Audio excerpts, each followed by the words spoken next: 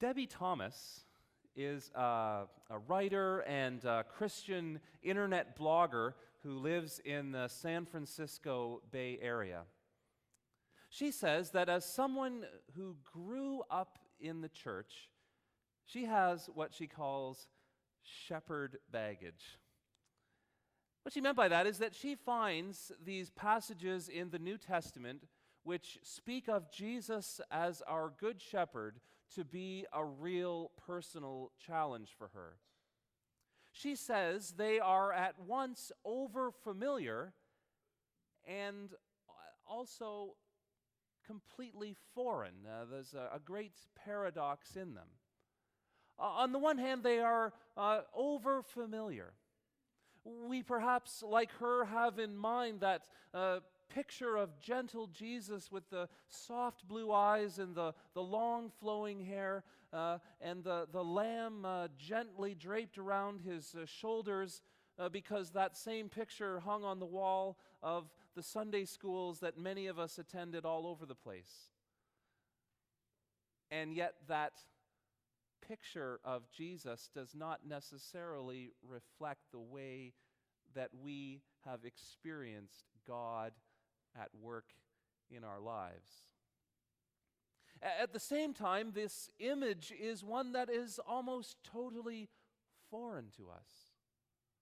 Almost all of us have no idea what it is like to be a shepherd, or very much at all about sheep, for that matter. And yet we find Jesus as the Good Shepherd to be a major recurring theme of the New Testament, a way we are encouraged to think of Jesus in relationship to us. So what are some of the things that this image might mean? There's four that I have come up with. One is that the image shows God's great love for all of us.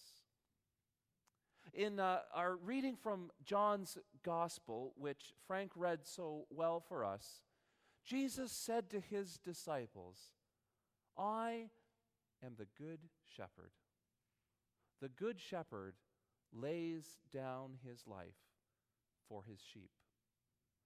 The hired hand will not do this. At the first sign of danger, the hired hand will run for his own safety. He will leave the sheep to their own devices, leave them behind, and pursue his own comfort and security first.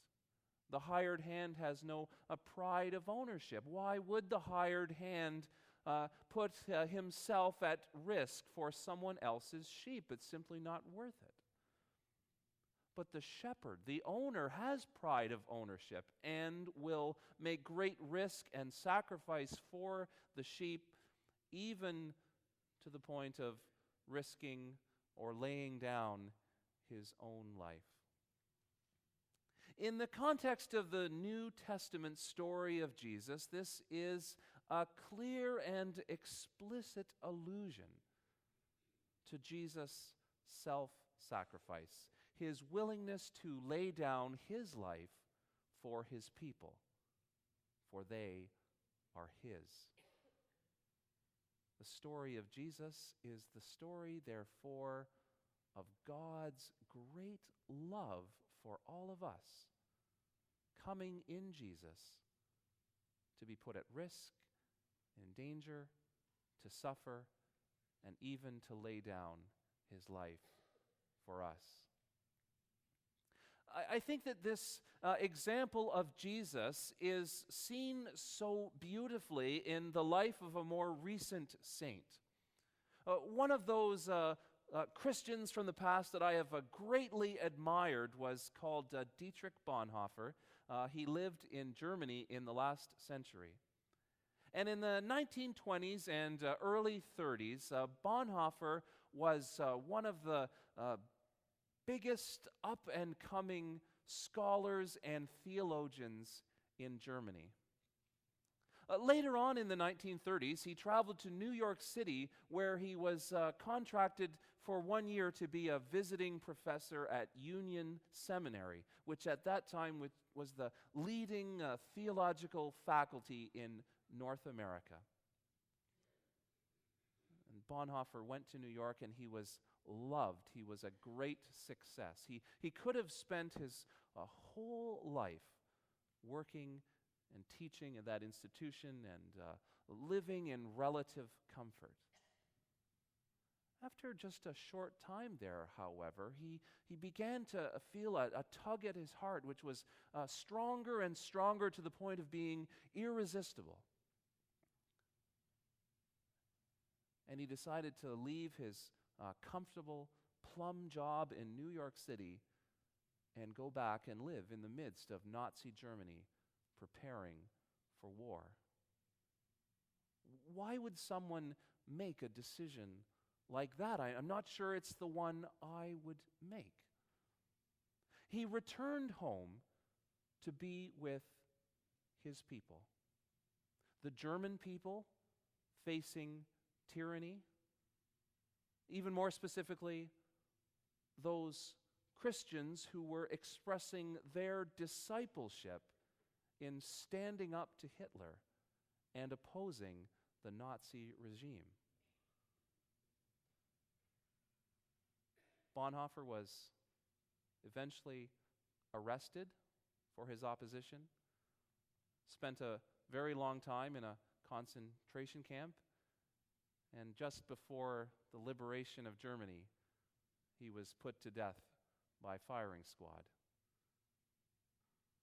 He laid down his life for his sheep, his people with whom he showed solidarity, his people whom he loved.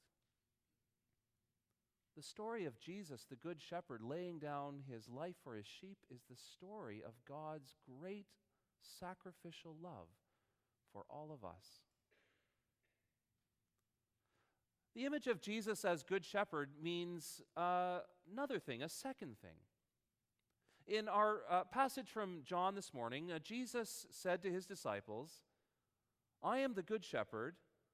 I know my sheep, and they know me, because they hear and know my voice." This is Jesus, the Good Shepherd, as teacher and guide. His followers hear his teaching and his words of guidance and recognize that in his words, God is speaking to us. And we are being guided by a God who has a greater knowledge and field of vision than we could ever have. And we recognize in his words the words of one we ought to follow and trust, because they are the words of one who wills for us to be laid down in green pastures and to be led beside still waters. A couple of years ago, I heard an absolutely remarkable story of someone called Helen Collins. She and her husband, John, wintered in Florida, though their home was in Wisconsin. And as they were preparing to come home in the springtime, they boarded their small plane, which they owned and which they used to get back and forth, and they were making their way back home. And they were almost all the way home when John, the husband, who was the pilot in the family, experienced a medical emergency. He started to feel chest pains and very faint, and I think what he was experiencing was a heart attack, and he went and laid down in the back seat of the plane and became incapacitated. Helen somehow figured out how to use the radio to get a hold of the nearest airport. And the airport received her message and managed to scramble someone else to get in a similarly small plane and fly up and come alongside. And then that other pilot was able to make a radio connection with Helen. And though she was not a pilot and had not the slightest idea of how to fly this plane, was talked into a rather bumpy landing at the Cherryland Airport in Sturgeon Falls, Wisconsin. We can only imagine the joy with which Helen Collins heard the voice of that pilot coming through the radio. A pilot that would teach her all she needed to know in that moment and to guide her home to safety. I don't talk to my parents all that often, sometimes not every week even, depending on how busy life is. But if I've gone a week and a half or 2 weeks without speaking to them, I'll usually try to find a time to give them a quick shout on the phone and see how they're doing. And at the end of the phone call, my dad will always sign off by saying it was good to hear your voice. Recognized voices are so dear to us. They, just in their very sound and tone, as much as the words they say, remind us that we have heard from one who cares for, guides, and loves us. Jesus is our good shepherd, and as his sheep, we hear and know his voice. There's yet a third thing that Jesus as our good shepherd means for us, and that is that he is one who seeks us out and seeks us out and seeks us out as individuals whom God knows and loves. It is not told to us in John's Gospel, but in the other New Testament Gospels, where Jesus says that as the Good Shepherd, he is like one who has 100 sheep. And if just one of those sheep goes missing, the shepherd will leave the 99 in the safety of the herd and go after that one lost until the lost has been found. There's no sense of coming home with 99 out of 100, like that's a good percentage. The good shepherd seeks the lost until it is found. In what we heard from today's reading, Jesus said it similarly but differently. He says, "There are other sheep who are not yet in my flock. They will hear my voice, and they will know me as a shepherd and will come into the flock." Jesus seeks us out, me and you. Just after Melissa and I got married, we moved to St. Catharines, where we lived for a year. And during the year that we lived in St. Catharines, I was fortunate enough to get a church position in Dundas, which was about an hour and 15 minutes away. And one day, just a few weeks after we'd been married, I had worked a long day and was rather tired and anxious to leave. And I started to pack up. And I went to wash my hands because they'd gotten dirty, and just to splash some water on my face to get ready for the ride home. And I went back to get my wallet and keys and put my coat on. And I realized that I didn't have my wedding ring on. And I had been tired at the end of the long day and just was in autopilot and didn't know what I'd done with it. And I retraced my steps, and I just could not find my wedding ring anywhere. I was afraid that maybe I had set it on the edge of the sink and it had fallen down the drain, or who knows what had happened to it. I looked for it for maybe 20 minutes and couldn't find it. Finally called my coworker, the custodian, and he helped me look for it. After 45 minutes, I had retraced my steps sufficiently to realize that I had folded the wedding ring up in my laptop computer and put it away in the case. But you'd better believe I was going to look and look and look until I found the wedding ring. I was not going to go home without it. I had to be there all night. If Jesus were around today and teaching in the cultural imagery of our time, he might say that he's like a school teacher who took the students on a field trip. And at the end of the day, led the students back to the bus, ready to go home. And if there was one student who didn't make it back to the bus, the teacher would leave all of the students on the bus and go back and look and look and look until the last student was found. Would not be good enough to go back to the school with 99% of the students. He would look until it was found. Oskar Schindler is a name of someone you've probably heard of. In the Second World War, he was a member of the Nazi Party, and he was a wealthy industrialist in Germany.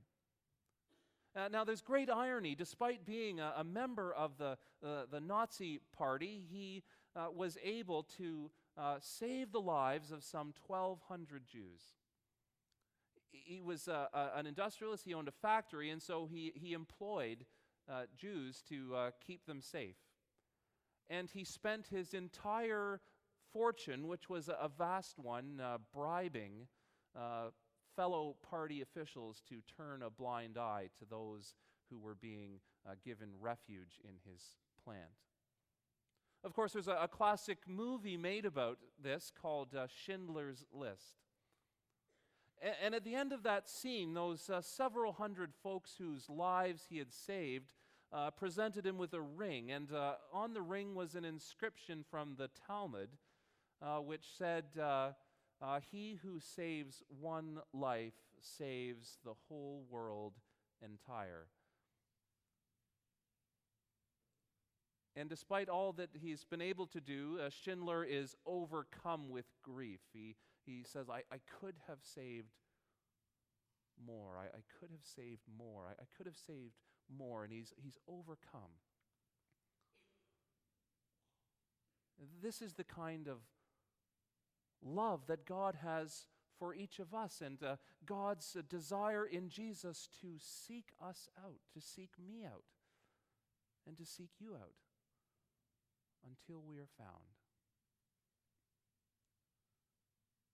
Now, I think there's yet a fourth thing that this image of Jesus as Good Shepherd means for us, and that is that through us, God wills to continue the good work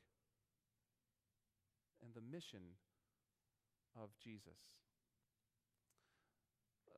Philip Keller was a Canadian Christian writer who lived until 1997.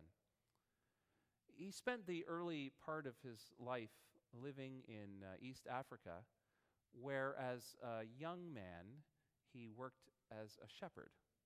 And he has written about his experiences as a shepherd and what it might mean for our understanding of the Bible and its shepherd imagery. And he noted that under poor management, sheep can be very harmful or destructive livestock. But under good management, they can be the best and most productive of all. He said he learned that sheep will often eat plants and weeds that no other animal will eat. And yet, despite some of the poor quality of the herbage that they eat, they produce wonderfully rich manure. Sheep have the habit, apparently, of grazing in rich grassland and resting in poorer land. And so there's a wonderful distribution of nutrients that sheep cause quite naturally. And he said that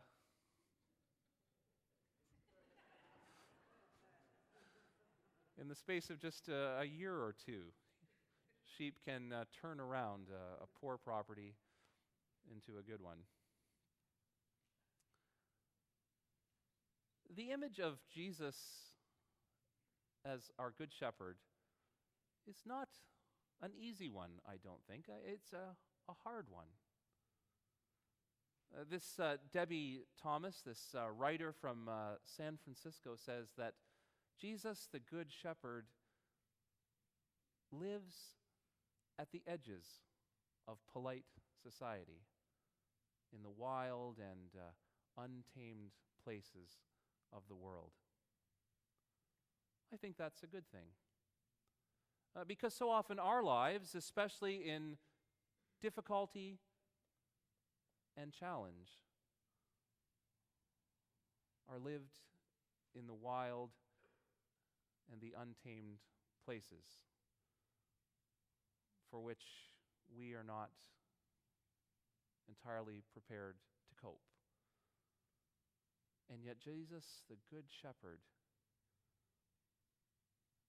meets us in those very places,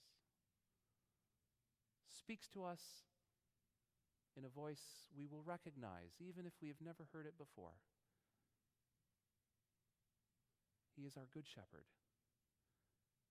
even to the point of laying down his life for us, his people. Amen.